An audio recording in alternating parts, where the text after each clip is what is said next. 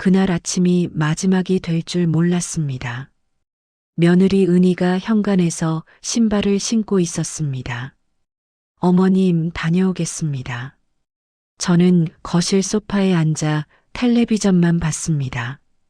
대답하지 않았습니다. 고개도 돌리지 않았습니다. 현관문이 닫히는 소리가 들렸습니다. 그게 며느리의 마지막 인사였습니다. 하지만 그때는 몰랐습니다. 아침 8시 반, 며느리는 회사로 출근했고 저는 혼자 집에 남았습니다. 평소와 다를 게 없는 아침이었습니다. 아니, 저는 그렇게 생각했습니다. 오후 4시쯤 아들에게서 전화가 왔습니다. 어머니, 목소리가 떨리고 있었습니다. 왜?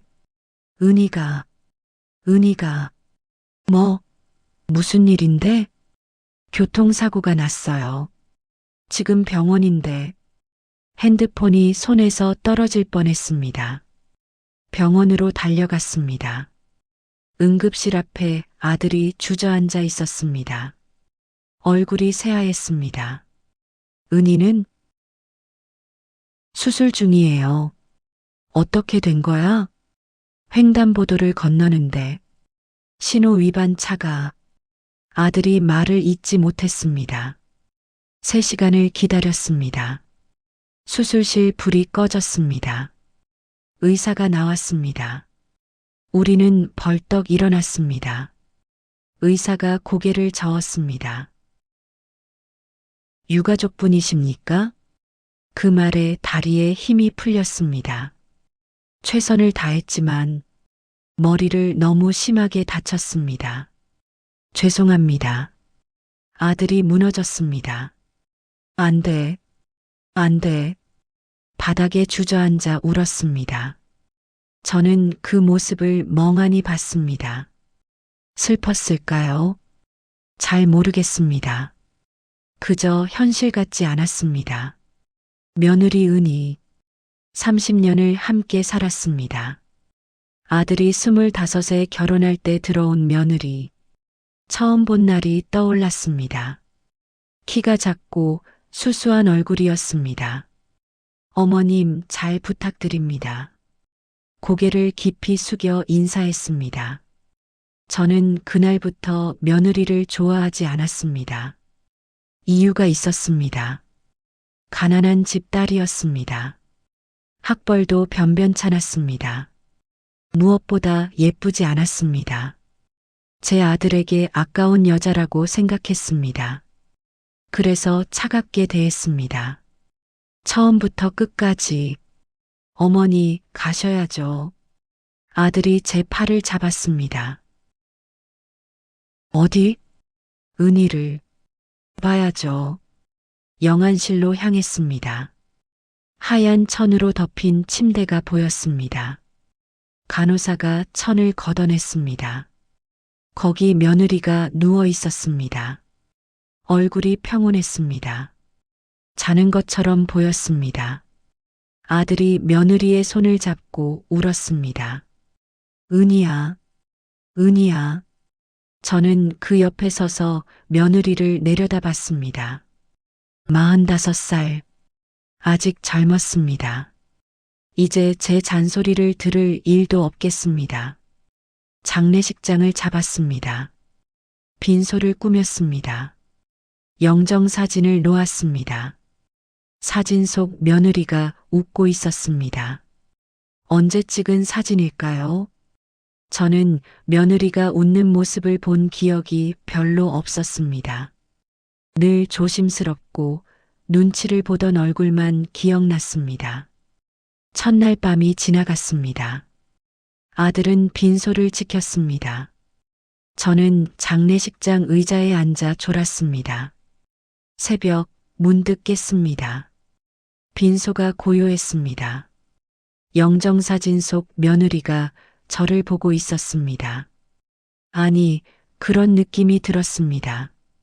둘째 날 아침, 조문객들이 오기 시작했습니다. 친척들, 아들 회사 사람들, 동네 사람들.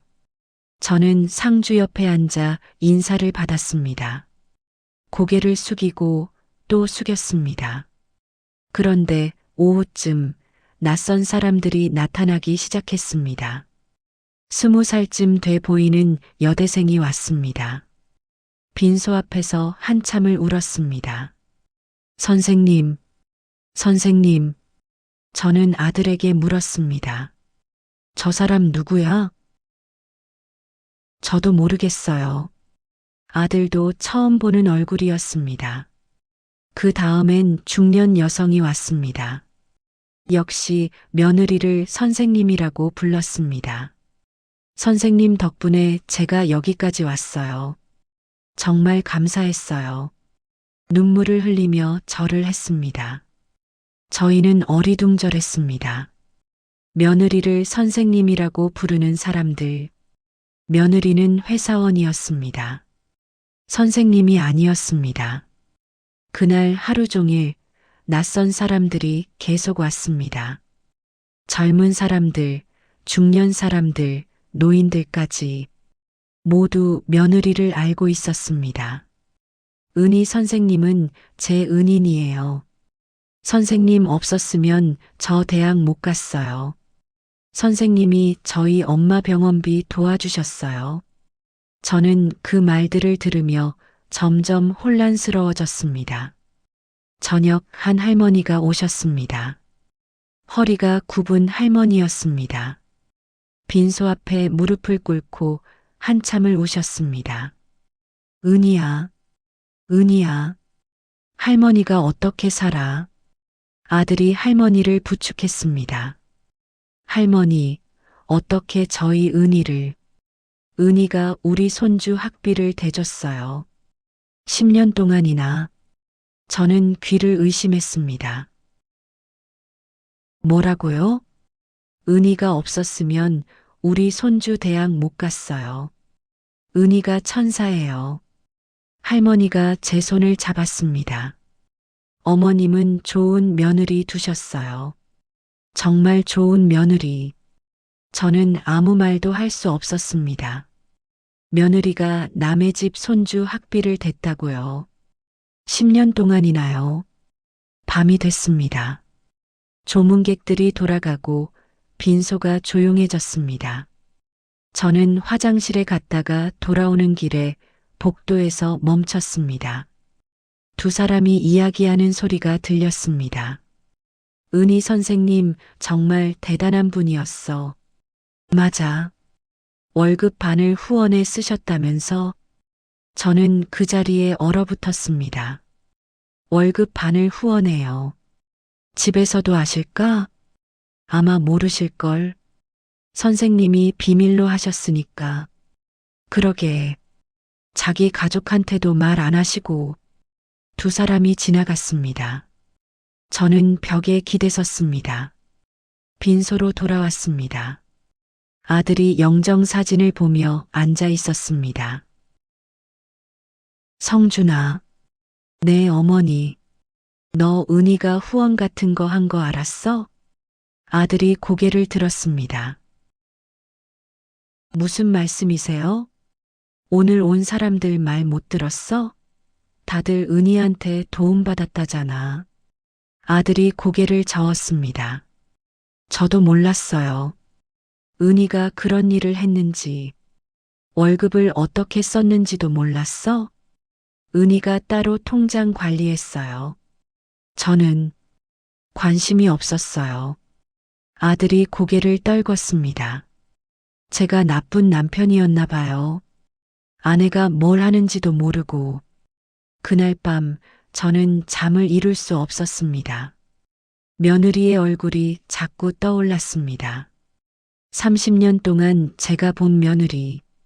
눈치 보고 조심스럽고 말수 적은 며느리. 하지만 오늘 본 건 달랐습니다. 선생님, 은인, 천사.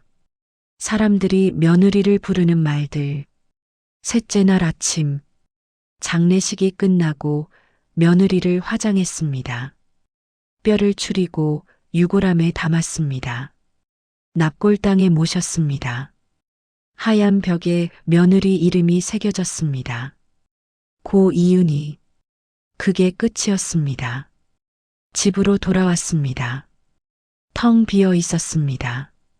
며느리가 없는 집. 이상하게 낯설었습니다.